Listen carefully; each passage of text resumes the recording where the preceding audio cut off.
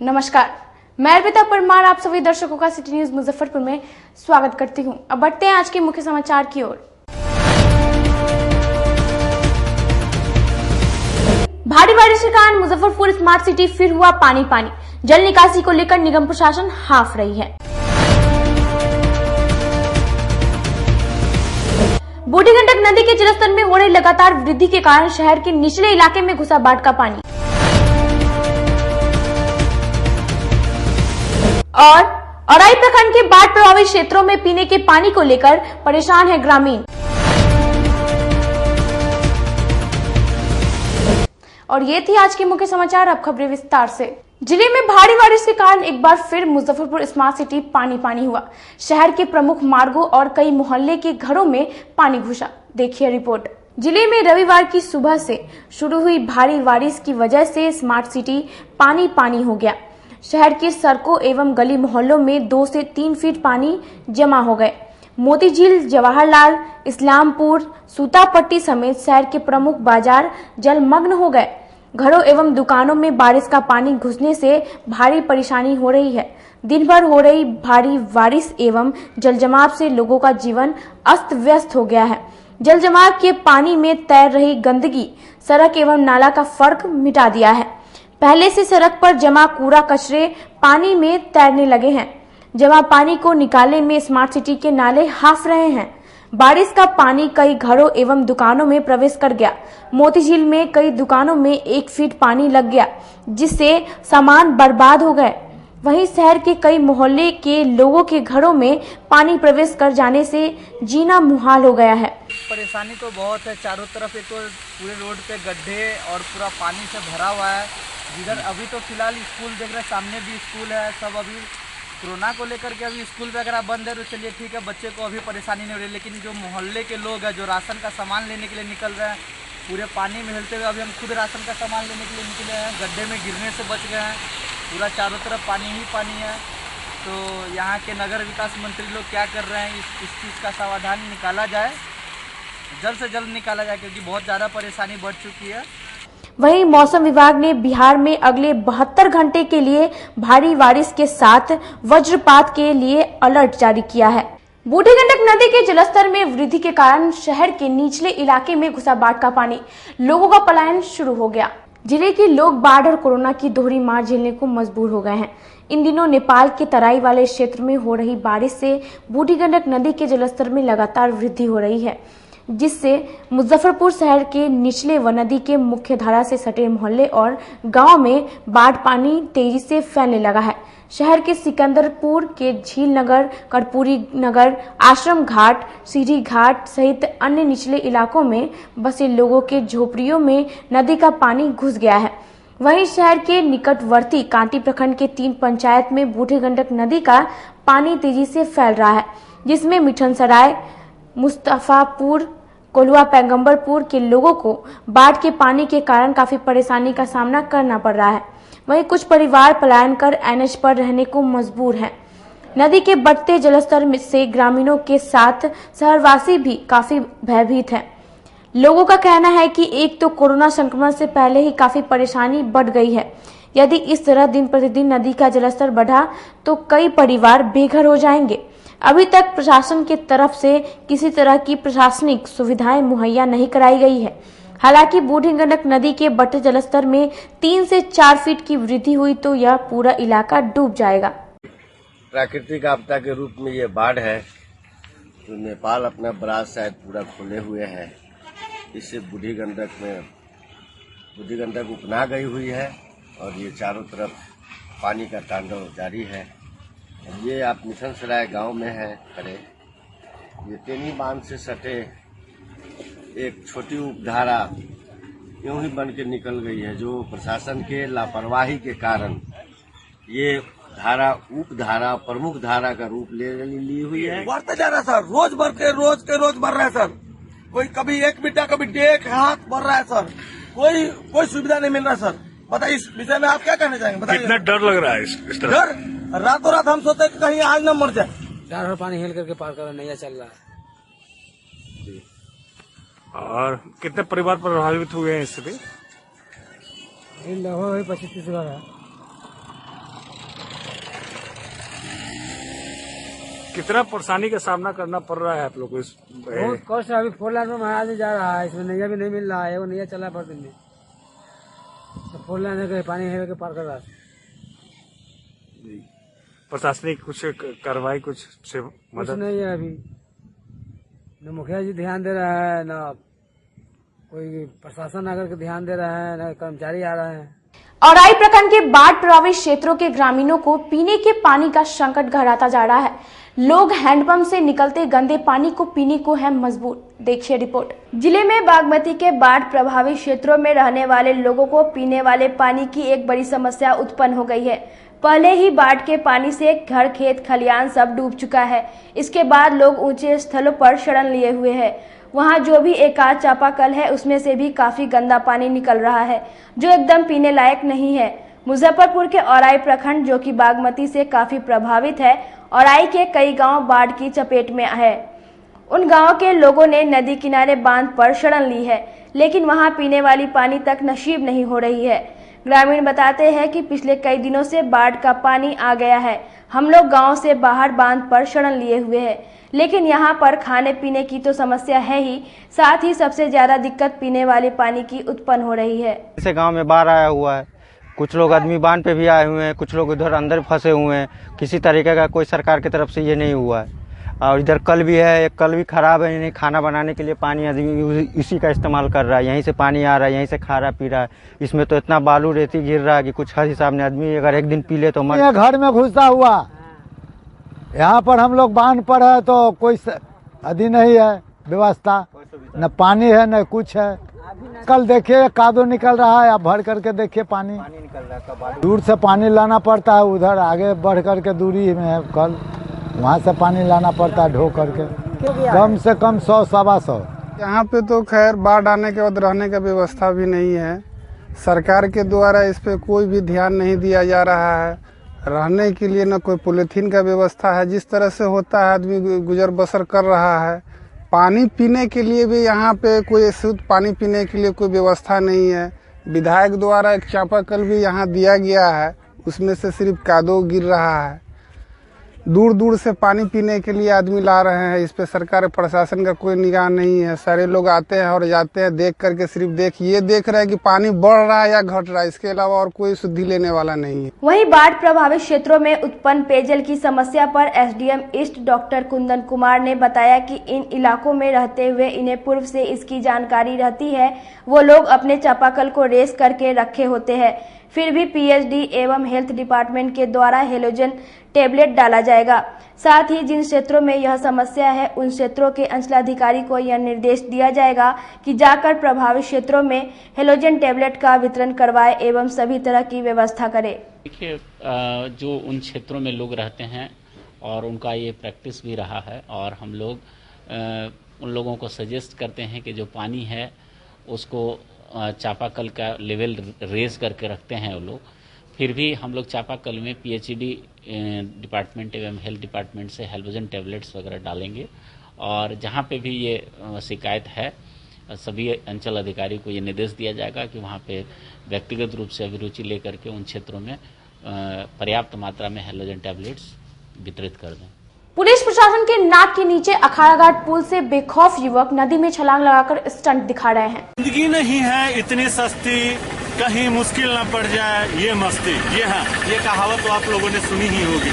मैं इसलिए कह रहा हूँ क्योंकि यहाँ पे आए दिन अपनी जान जोखिम में डालकर कुछ युवक, कुछ शरारती तत्व पुल से छलांग लगाते हुए नजर आ जाएंगे।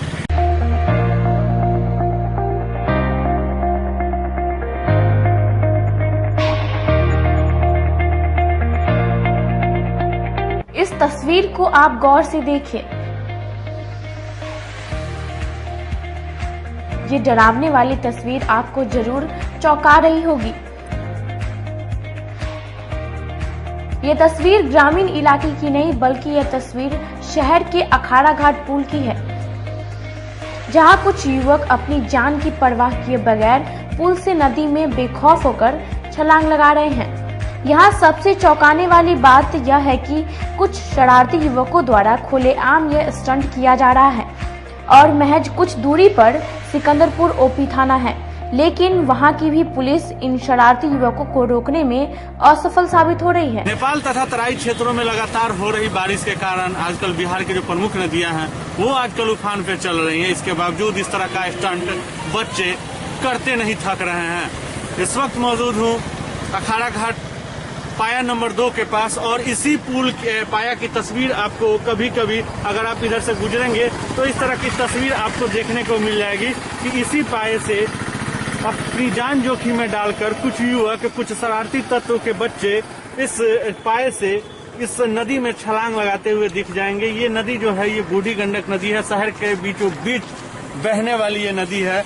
जबकि यहाँ से चंद कदमों की दूरी पर सिकंदरपुर नाका है जहाँ पे पुलिसकर्मी मौजूद रहते हैं। इसके बावजूद भी इस तरह के बच्चे अपनी जान जोखिम में डालकर स्टंट करते हैं। जबकि अगर बात करें तो हर साल जब नदी उफान पे रहती है तो जिला प्रशासन के आदेश के बाद एक पुलिसकर्मी की तैनाती की जाती है कि वो पुलिसकर्मी पुल पर ही रह के इस तरह के जो शरारती तत्वों के युवक होते हैं उन पर रोकथाम करने के लिए उनकी तैनाती की जाती है। ऐसे में सवाल यह खड़ा होता है कि अगर इस बच्चे को ना तो इनके जान की डर है और ना ही इनके परिवार की। गनीमत की बात यह है कि अब तक इस तरीके की घटना सामने नहीं आई है। अगर आती है तो बहुत ही मुश्किल साबित हो सकती है। मैं अपने सहयोगी विकास के साथ सोनू शर्मा, सिटी न्यूज मुजफ्फरपुर। अब वक्त हो चला एक छोटे से ब्रेक का, कहीं मत जाइए, देखते रहिए city news Muzaffarpur. Career achievers आपके विश्वास पर खरा उतरने वाला कोचिंग संस्थान है।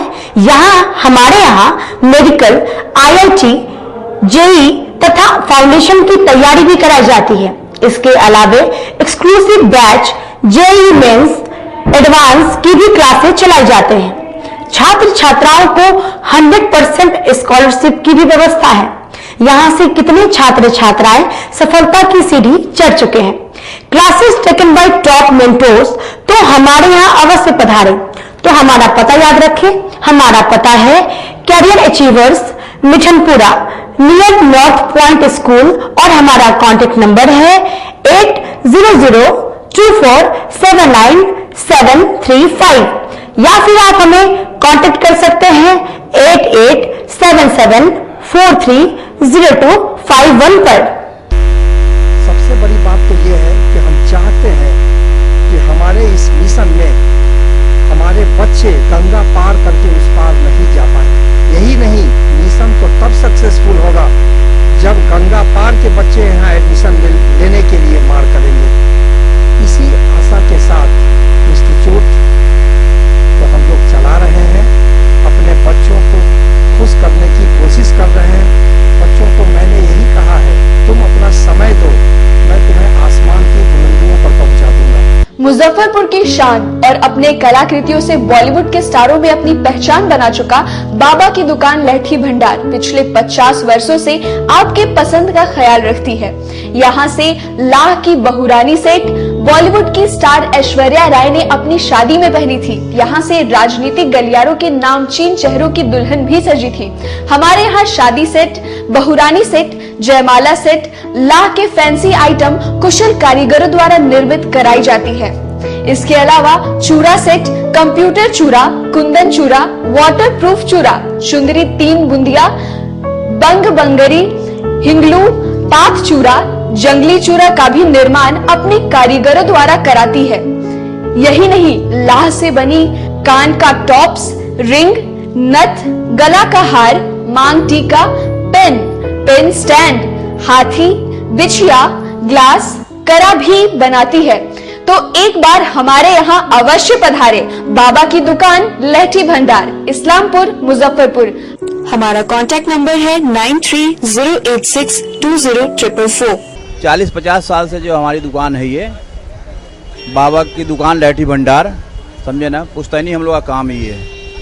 और हमारे यहाँ जो है जितने भी है, जैसे कि ऐश्वर्या राय के यहाँ लहठी गया, हमारा सचिन के यहाँ गया है, और आपके जो है तेज प्रताप सिंह, अभी लालू प्रसाद के लड़के की शादी हुई है, उसमें भी लहठी भेजा गया था। और हमारे यहाँ जो है ना बहुरानी सेट है, जैसे कि है कुंदन सेट है, और जैसे कि हम लोग जो डिज़ाइन जो है सेलेक्ट करते हैं जो लगन के ऊपर जो है, जैसे कि कस्टमर का चॉइस देखते हैं हम लोग हैं, उसी टाइप से हम लोग जो है माल तैयार करते हैं। और कलर है मैचिंग, हमारे यहाँ सबसे विशेषता है कि हर तरह के लहंगे का जो है ना मैचिंग तुरंत हैंड टू हैंड हम लोग लगा के दे देते हैं। हम पढ़ाते नहीं, हम बच्चों में विश्वास जगाते हैं। Christ Jyoti international school, based on CBSE curriculum with co-education. इस स्कूल में प्रत्येक विषयों के लिए अनुभवी शिक्षकों का समूह है। विद्यार्थियों को अलग से ट्यूशन पढ़ने की आवश्यकता बिल्कुल नहीं है। बच्चों को प्रत्येक विषयों के लिए अलग से अतिरिक्त कक्षाएं दी जाती हैं। साइंस और कंप्यूटर लैब की व्यवस्था के साथ उत्तम खेल कूद के लिए बड़ा सा कैंपस भी है। नर्सरी के बच्चों को खेल कूद की विधि से पढ़ाई जाती है। केंद्रीय माध्यमिक शिक्षा बोर्ड पर आधारित पाठ्यक्रम से कक्षा प्ले हाउस व नर्सरी से अष्टम वर्ग तक ये नामांकन प्रारंभ है। तो नामांकन के लिए तुरंत संपर्क करें। हमारा पता है Christ Jyoti international school, Dharmodaya स्थली, माधोपुर सुस्ता, मुजफ्फरपुर। ग्रुप में ज्वाइन किया क्राइस्ट ज्योति स्कूल को, और यहाँ की व्यवस्था, यहाँ के पेरेंट्स सारे लोग पूरी तरह से बच्चों की पढ़ाई के प्रति जो केयरलेस थे, मैंने उन्हें जागरूक करने की कोशिश किया और उस व्यवस्था को बदलने के लिए मैं हर संभव प्रयास करती हूँ। जहाँ तक हो पाएगा मैं इसे आगे बढ़ाऊंगी। इसे आगे बढ़ाना ही मेरा कर्तव्य है। भारतीय जनता पार्टी पूर्व जिला अध्यक्ष, पूर्व प्रदेश उपाध्यक्ष बिहार भाजपा, वर्तमान में अनुशासन समिति सदस्य बिहार भाजपा। मैं मुजफ्फरपुर वासियों से और बिहार वासियों से और भारत के वासियों से निवेदन करता हूँ, मेरा आग्रह है कि आप कोविड-19 से बचने के हर उपाय को अपने जीवन में उतारें। जैसे कि बहुत ज़रूरी हो तो घर से बाहर निकलें, अन्यथा घर में रहें। और अगर बाहर जाते हैं, लौटते हैं तो अपने हाथ को सैनिटाइज करें, एक सैनिटाइजर अपने पॉकेट में रखें, मास्क जरूर लगाएं। और मास्क लगाने के बाद जब जरूरी काम से बाहर जाते हैं, घर में वापस आते हैं तो हाथ को सैनिटाइज करें, पैर को धोएं, फिर बाहर अपने चप्पल को छोड़ दें, जूता पहन के जो गए हैं और अंदर से चप्पल मंगा अपने घर में आप घुसें। और देखिए आज का जो हाल है, जो भी संक्रमित व्यक्ति है उसको हम नहीं जानते हैं, इसलिए अपने मुंह पर तो मास्क निश्चित ही लगाइए। मेरा निवेदन संक्रमित व्यक्तियों से है कि वो भी अपने मुंह पर मास्क लगाकर कहीं जाएं। हालांकि उनको क्वारंटाइन होना है, अपने को सेल्फ आइसोलेशन में रखें, क्योंकि जब आप मास्क लगाएंगे, दूसरे से मिलेंगे तो उनको संक्रमित होने का संभावना बहुत ही कम रह जाएगा, 1.5% मात्र रह जाएगा। अगर मास्क नहीं लगाते हैं तो 90% संभावना संक्रमित होने का रहता है। इसलिए आपसे निवेदन है कि आप अपने भी बचें और दूसरे को बचाएं, अपने परिवार को बचाएं, भारत को बचाएं, बिहार को बचाएं, मुजफ्फरपुर को बचाएं। जय हिंद। ब्रेक के बाद आप सभी दर्शकों का सिटी न्यूज मुजफ्फरपुर में स्वागत है। अब बढ़ते हैं अगली खबरों की ओर। कांटी प्रखंड स्थित सुधा डेयरी प्लांट से निकला दूषित पानी आसपास रहने वाले लोगों के घरों तक पहुंचने से लोगों में फैली महामारी का डर। जिले के सुधा डेयरी प्लांट से निकला दूषित पानी बड़ी महामारी को आमंत्रण दे रहा है। कांटी क्षेत्र के सदातपुर स्थित तिरहुत दुग्ध उत्पादक सहकारी संघ द्वारा संचालित यह डेयरी कई जिलों के लोगों को दूध, दही, पनीर सहित अन्य खाद्य पदार्थों की पूर्ति करता है। लेकिन डेयरी प्लांट से निकला केमिकल मिश्रित करोड़ों गैलन लीटर दूषित पानी डेयरी प्लांट के आसपास के गांवों के किसानों और सैकड़ों परिवारों के लिए नासूर बना हुआ है। विषाक्त पानी से आसपास के किसानों के कई एकड़ जमीन में लगे फलदार वृक्ष सूख गए हैं, साथ ही अन्य फसल भी बर्बाद हो जाते हैं। इन दिनों स्थिति इतनी खराब हो गई है, सुधा डेयरी प्लांट के पीछे जमा पानी अब लोगों के घर तक पहुंच गया है। सुधा डेयरी से सटे आसपास के 4 किलोमीटर की दूरी तक घनी आबादी होने के कारण हजारों परिवारों को डेयरी के जमे पानी के दुर्गंध से जीना दुश्वार हो गया है। वहीं पर्यावरण को भी भारी नुकसान पहुंच रहा है।